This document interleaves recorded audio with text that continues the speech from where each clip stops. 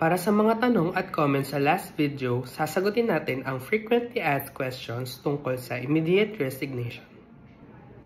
Pero bago yan, mag-recap muna tayo. So, immediate resignation is allowed under certain conditions, particularly just causes like serious health issues, family emergencies, workplace violation, and employer misconduct.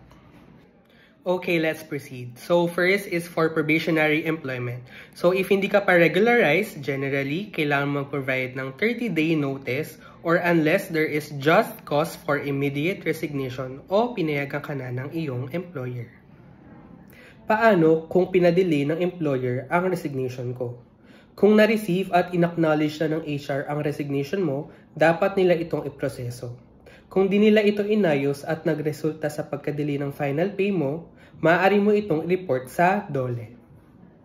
Forced resignation.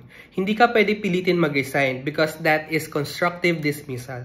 And according to our labor law, this is a form of illegal dismissal. Pwede mo itong i-report sa DOLE. Paano kung biglang nagka-emergency sa pamilya o nagkaroon ng health issue including mental health?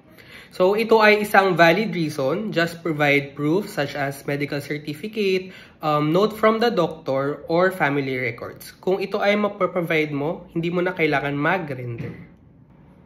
Nag-resign ka pero ginawa kang awol? Kung may resibo ka katulad ng email o resignation letter na may pirma ng HR o iyong employer, hindi ka nila pwede gawing awol. Toxic workplace, walang pahinga at walang CR break. According to our labor law, employers must provide a humane working conditions. Maaari mo itong i-report sa DOLE kung ganito ang ginagawa sa iyo ng iyong employer. Laging tandaan, always keep receipts, katulad ng mga screenshots, email, at HR acknowledgement. Kapag ikaw ay inaabuso, dapat mong lapitan ang DOLE. Kung may natutunan ka sa videong ito, like and share para malaman rin ng iba. Maraming salamat!